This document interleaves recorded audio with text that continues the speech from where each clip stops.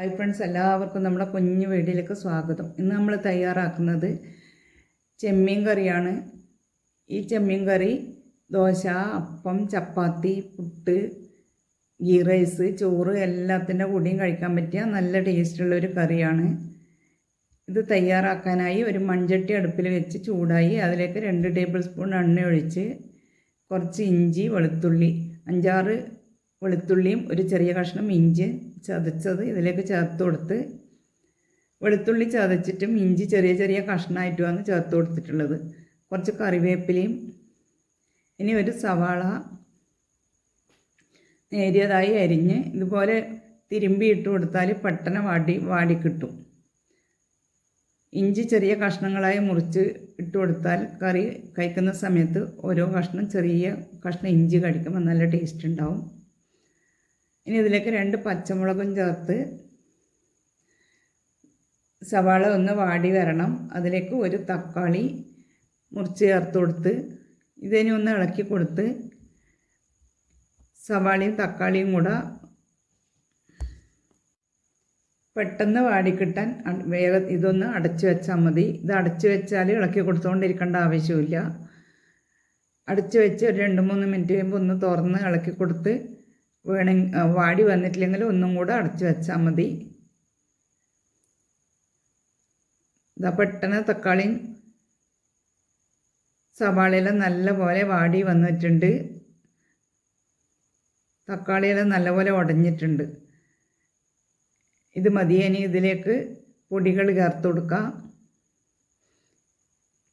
1/4 teaspoon മഞ്ഞൾപ്പൊടിയും 2 teaspoon പിരിയമുളക് പൊടിയാണ് ചേർത്ത് കൊടുക്കുന്നത്. മുളക് പൊടി നിങ്ങളെ എരിവിനനുസരിച്ചിട്ട് ചേർത്ത് കൊടുത്താൽ മതി. 1 ടീസ്പൂൺ മല്ലിപ്പൊടിയും.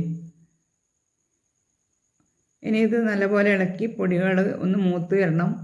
പൊടി ഒന്ന് മൂത്ത് വരുമ്പോൾ ഇതിലേക്ക് അരമുറി തേങ്ങ ചിരകി പാലെടുത്തിട്ടുണ്ട്. അതിൻ്റെ 1/2 പാൽ ഇതിലേക്ക് 2/2 പാൽ ഇതിലേക്ക് ഒഴിച്ചു കൊടുക്കുക. 1/2 പാൽ മാറ്റി വെച്ച് 2/2 പാൽ ഒഴിച്ചു കൊടുക്കുക. 2/2 പാൽ ഒഴിച്ച് നമുക്ക് കറി എത്ര വേണം എന്നുള്ളതിനനുസരിച്ചിട്ട് വെള്ളം ചേർത്ത് കൊടുക്കണം. ഇനി ഇതിലേക്ക്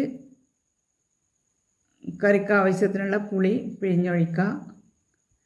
പുളിയോ ഒഴിച്ച് ഒന്ന് തിളച്ച് വരുന്ന സമയത്ത് ഇതിലേക്ക് ചെമ്മീൻ ചേർത്ത് കൊടുക്കണം. കഴുകി വൃത്തിയാക്കിയ 2 പിടി ചെമ്മീനും ചേർത്ത് ഇളക്കി കൊടുത്ത് ഈ സമയത്ത് ഉപ്പും എരിവും പുളിയൊക്കെ നോക്കി വേണമെങ്കിൽ ചേർത്ത് കൊടുത്ത് പാകത്തിന് വെള്ളം ഒഴിച്ച് ഇനി ഇത് നല്ലപോലെ വേവിച്ചെടുക്കണം. വെന്ത് കുറുകി വരുന്ന സമയത്ത് ഇതിലേക്ക് തേങ്ങാപ്പാൽ ഒഴിച്ച് കൊടുക്കുക. ഇനി ഇതൊന്ന് അടച്ച് വെച്ച് വേവിച്ചെടുക്കാം.